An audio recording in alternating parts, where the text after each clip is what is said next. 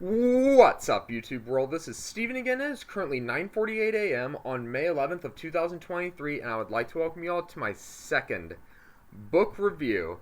The book that we are going to be reviewing today is Room 428 by yours truly, Stephen Keck. I'm going to read you the synopsis. For Stacey Marshall, O. Henry College is her number one place to attend after graduating from high school.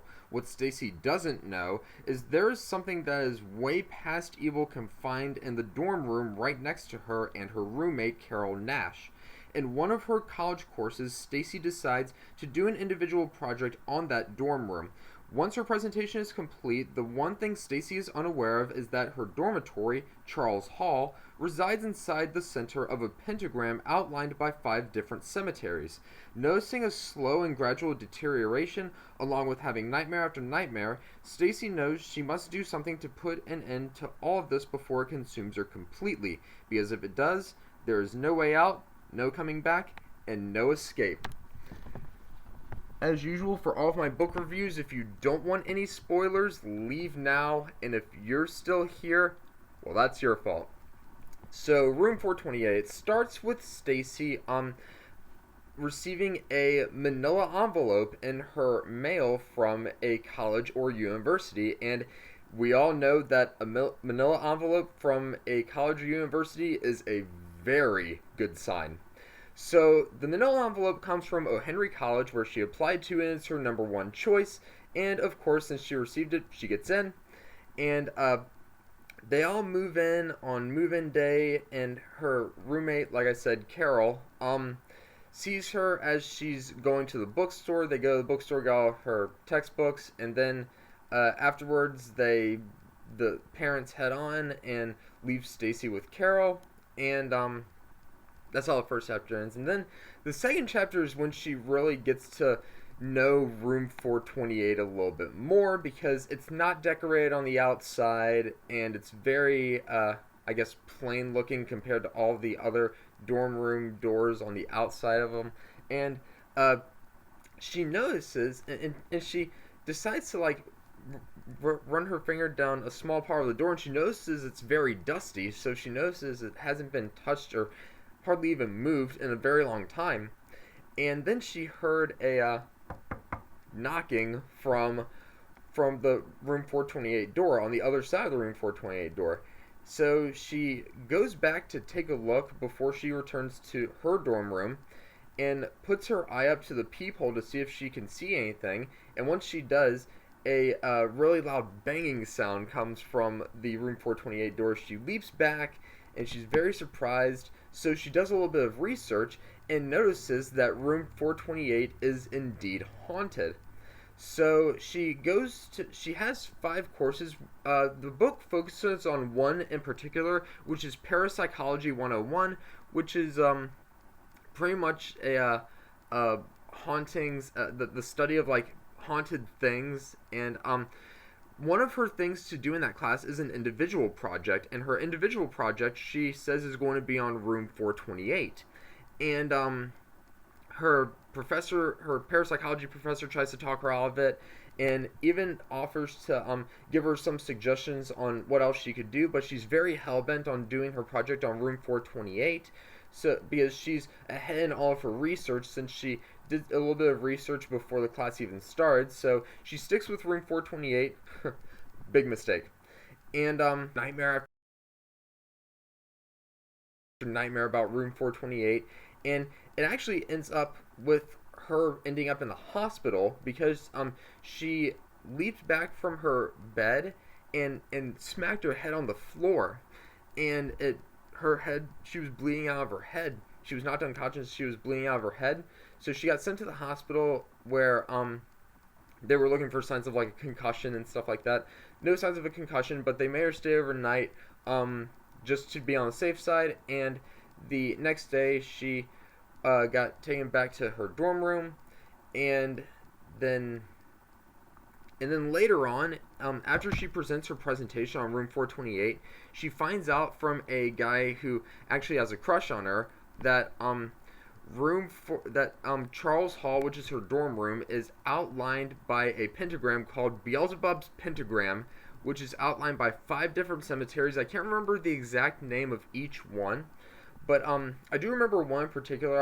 I called it Wright Cemetery, Wright Cemetery, and that is home to a bunch of unrested souls or unrested beings, and or ones who haven't been put to rest properly.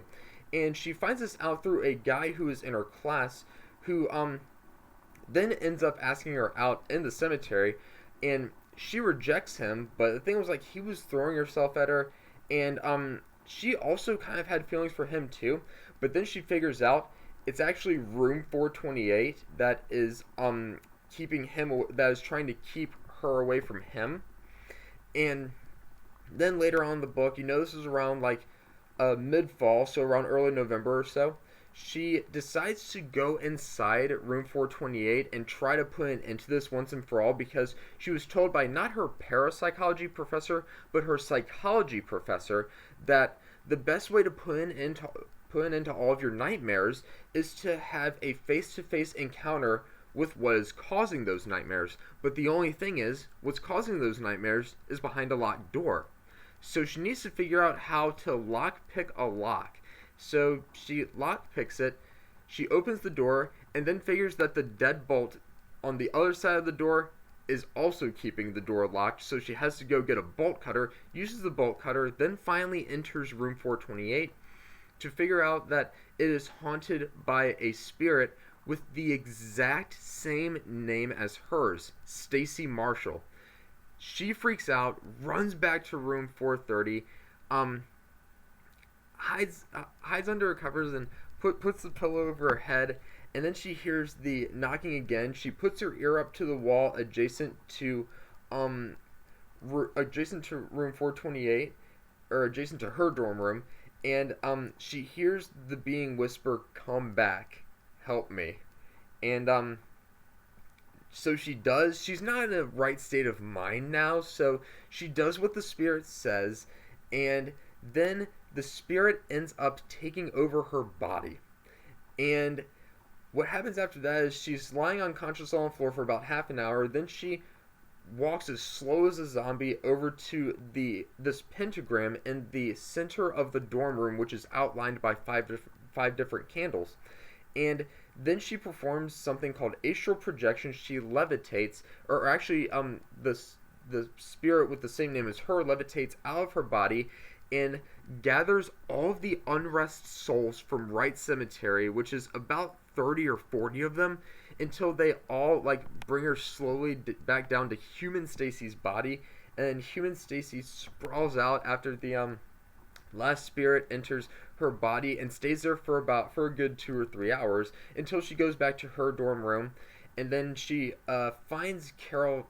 She finds Carol in her dorm the next day, and what she sees Stacey doing is sitting cross-legged, looking at the wall adjacent to her dorm room in room 428, and then Carol knows that something is not right with her. But then, after Carol leaves to go work on a project for one of her classes, Stacey trashes the entire room. And then, once Carol finds out, when she gets back, she threatens to get the residential hall director or something like that involved. And that's a big mistake. Stacey unleashes all hell on her. And in this chapter and the next chapter is when I thought it was a safe thing to put a warning label before these 2 chapters, saying that the 2 chapters contain graphic violence. And what I mean by that, and this is a tame part, in the very next chapter, I'm just going to give you an example. She kicks a police officer in the nuts so hard that his testicles pop out of his scrotum. That's a tame part. And that just gives you a little example of what happens. This ends in Stacey actually dying, because what happens is the spirit Stacey is trying to stay in human Stacey's body, but she gets expelled from her body by the guy that guy who has a crush on Stacey, because the guy who has a crush on Stacey is very religious and is Catholic, and he tries to he puts all of his Catholic objects, some holy water, his Bible, a cross, and his rosary inside of the pentagram. And those are the things that make Spirit Stacey exit human Stacey's body. And it makes her exit so violently and quickly that Stacey's head actually pops off her body with her spine attached to it. That's another example of some of the violence you'll see, or that you'll read about in the chapter. And then it ends with the memorial, how O. Henry College is going to proceed with all of that happening and how they're going to proceed with things the following semester. And that's pretty much how the book ends. So what I think about Room 428, it's not my favorite. Not many are going to beat my favorite book, Doomsday, which got a 5 out of 5 easily. This one, I think it's my best written book, but it's not my favorite book just because I feel like it should have been a little bit longer, but I didn't know what else to incorporate. So that's a little bit about me talking about my book, Room 428. So on a scale of 1 to 5, 5 being the highest, my book, Room 428, is going to be getting a 4.5 for me. I just wish it was a little bit longer and maybe incorporated some other stuff from her other classes that might tie into Room 428. But that is a review and a synopsis about my book, Room 428. So hit me up in the comment section below, and please let me know what you thought about Room 428. Also, I'm going to be leaving links to where you can buy Room 428. I'm going to leave a Kindle link and a paperback link. And then if you want to buy it, you can, read it for yourself. And if you do, please leave a rating or review on Amazon. It will really help me out a lot. But that is my book review for Room 428. So if you liked what you saw in this video, please go ahead and give it a thumbs up. Hit that subscribe button and comment below. And I'll see you guys next time with another video. This is Steven signing out.